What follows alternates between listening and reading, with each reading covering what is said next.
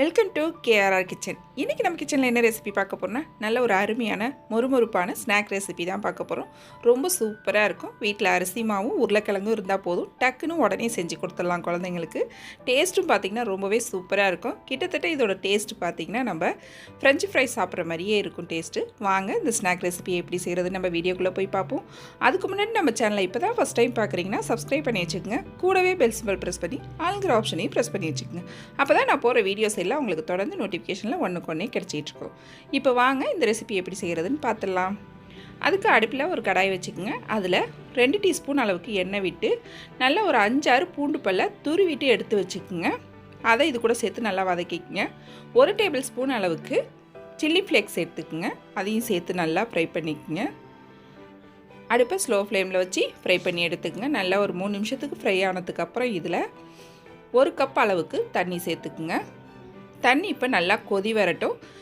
நம்ம தண்ணி அளந்த கப்பாலே 1 கப் அளவுக்கு அரிசி மாவு எடுத்துக்குவோம். தண்ணி நல்லா கொதி வந்ததுக்கு அப்புறம் தான் நம்ம அரிசி மாவு சேர்க்கணும். அதே கப்பால் 1 கப் அளவுக்கு அரிசி மாவு சேர்த்துருக்கேன். நல்லா இதை ஒரு தடவை கலந்து கொடுத்துக்குவோம். அடுப்பு ஸ்லோ ஃப்ளேம்லேயே இருக்கட்டும். கொஞ்சம் தண்ணி பத்தாத மாதிரி இருக்குது, அதனால் கொஞ்சம் தண்ணி சேர்த்துக்கிறேன். இது கூடவே இன்னொரு 1/4 கப் அளவுக்கு சேர்த்துக்கிறேன் தண்ணி. சுடு தண்ணி சேருங்க, பச்சை தண்ணி சேர்த்துடக்கூடாது. தண்ணி சூடு பண்ணி அதுக்கப்புறம் சேர்த்துக்குங்க. நல்லா இது போல் கிளறி எடுத்துப்போம் நம்ம.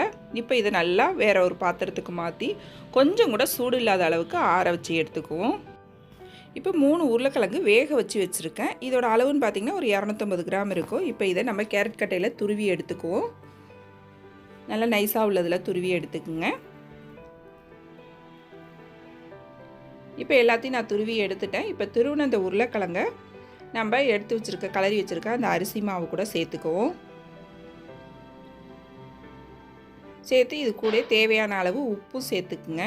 உப்பு சேர்த்து கையில் கொஞ்சமாக எண்ணெய் தடவிட்டு நல்லா ஒத்தாப்பில் ஒன்று கலந்து எடுத்துக்குங்க. நல்லா அந்த மாவும் உருளைக்கிழங்கும் நல்லா ஒத்தாப்பில் ஒன்று கலந்து வரணும். நம்ம சப்பாத்தி மாவுலாம் பிசைகிற மாதிரி இது போல் நல்லா ஒன்று கலந்து எடுத்துக்குங்க. இப்போ இதில் ஒரு சின்ன உருண்டையாக எடுத்து நல்லா இது போல் நீள்வாக்கில் உருட்டி எடுத்துக்குவோம். நல்லா இது போல் நல்லா ஒரு அளவு உங்களுக்கு எந்த சைஸுக்கு வேணுமோ அந்த சைஸுக்கு இது மேலே திரட்டி எடுத்துக்குங்க. இது இந்த ஷேப்பில் தான் போடணுமா அப்படின்னு கிடையாது. உங்களுக்கு எந்த ஷேப்பில் வேணுமோ இதை நம்ம போட்டு எடுத்துக்கலாம்.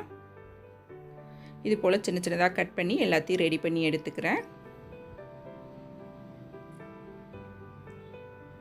இதே போல் எல்லாத்தையும் ரெடி பண்ணி எடுத்துக்குவோம். இப்போ பாருங்கள், கொஞ்சம் ரெடி பண்ணி எடுத்துருக்கேன். எண்ணெயில் பொரித்து எடுத்துருவோம். இப்போ எண்ணெயும் நல்லா காய வச்சுருக்கேன். எண்ணெய் நல்லா சூடாக இருக்கணும். நல்லா சூடான எண்ணெயில் இதை போட்டு நல்லா பொரித்து எடுக்கணும். போட்ட உடனே கலராமல் ஒரு 2 செகண்ட் கழித்து நல்லா இது போல் திருப்பி விட்டு நம்ம வேக வச்சு எடுக்கணும்.